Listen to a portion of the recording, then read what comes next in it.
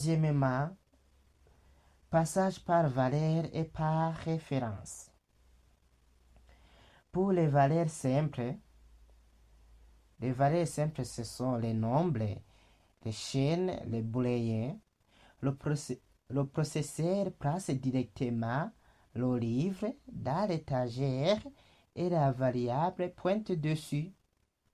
Mais pour les objets, les tableaux et les fonctions, la variable ne contient pas directement la valeur, mais uniquement l'adresse de la maison où l'objet complet se trouve. Je vais faire une petite démonstration. Vous allez vite comprendre. Je vais faire un commentaire sur plusieurs lignes. Ici, on a vu déjà comment on fait un commentaire et ce que c'est un commentaire. Je mets arrête x prend la valeur 10. Et je vais afficher alors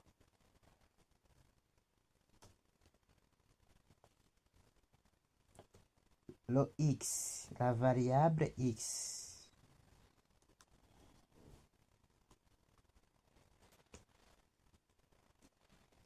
X reçoit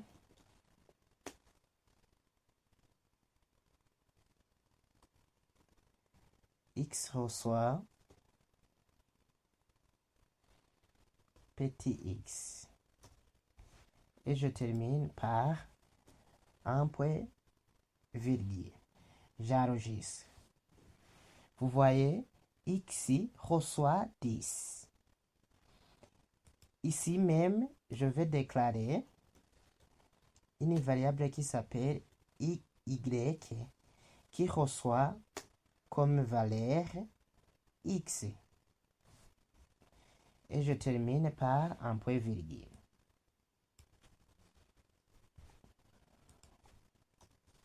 Je vais afficher y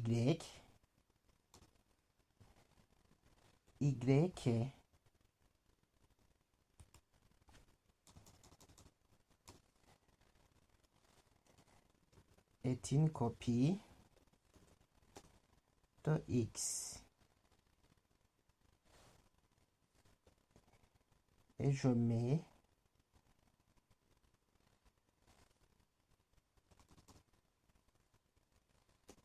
alors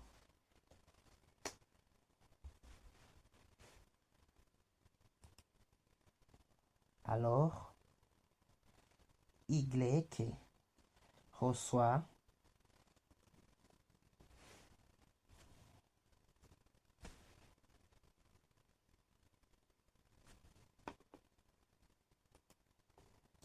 reçoit y.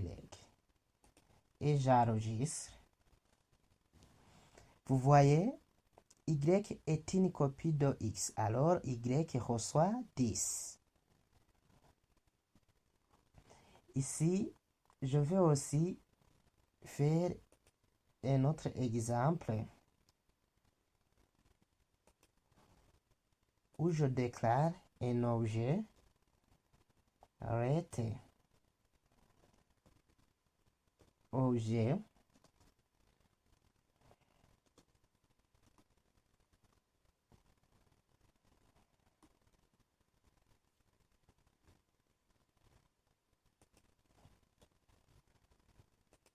et puis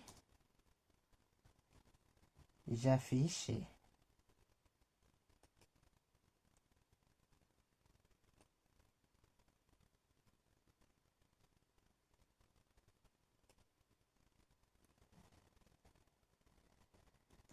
celui-ci est un objet.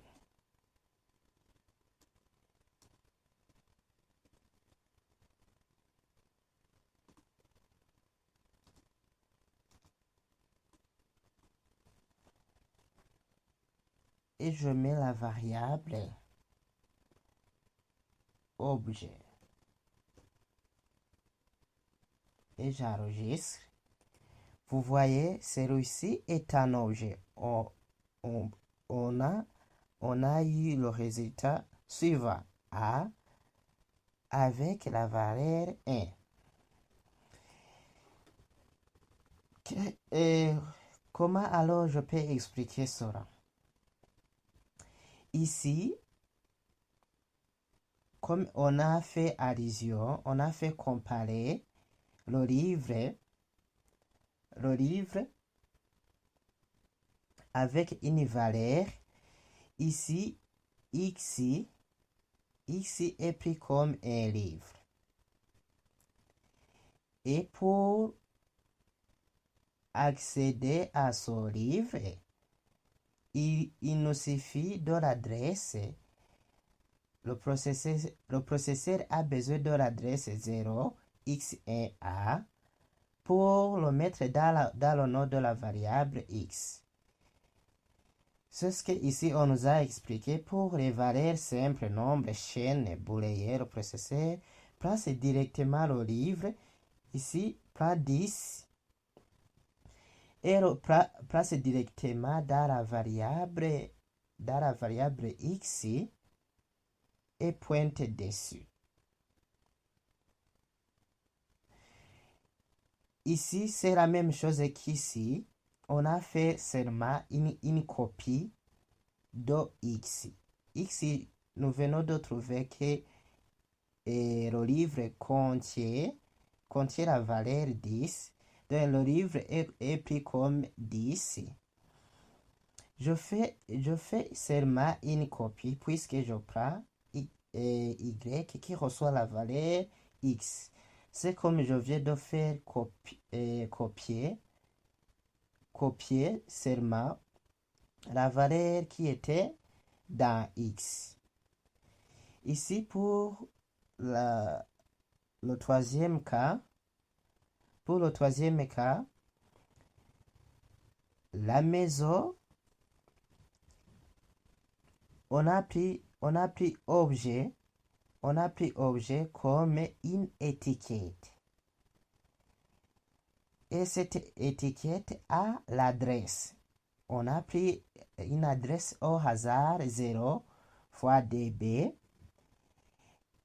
Et cette adresse, nous allons considérer comme une maison.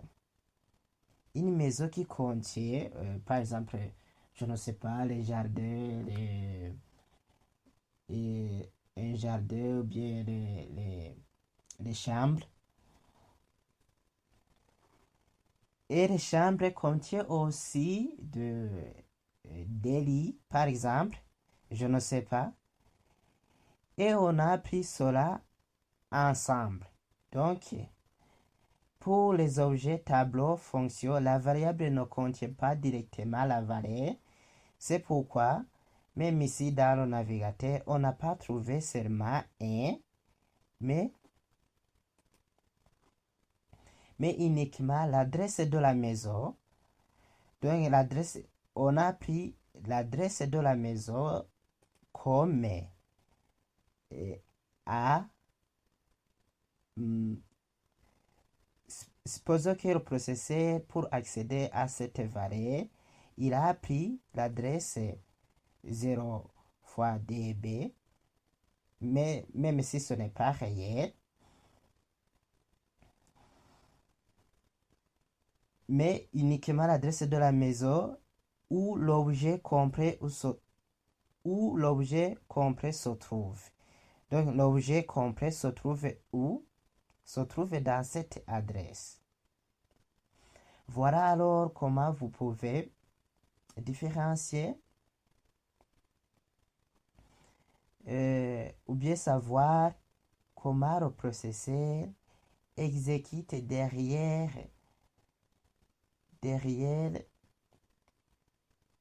les variables.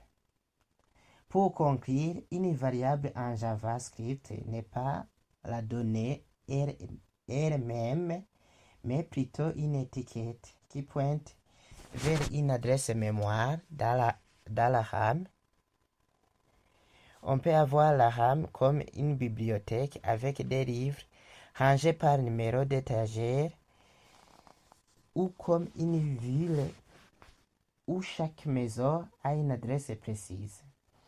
C'est grâce à ces adresses que le processeur retrouve et manipule les données de manière rapide et efficace.